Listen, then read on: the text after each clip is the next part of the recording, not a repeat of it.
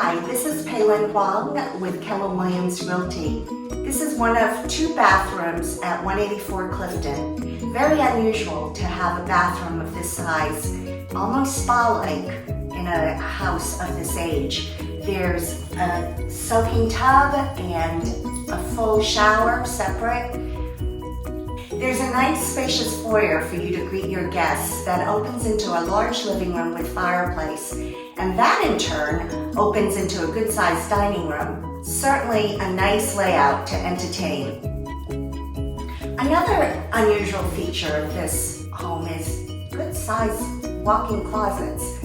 Upstairs there's 4 nice-sized bedrooms, good for sleeping or, if you need, office space.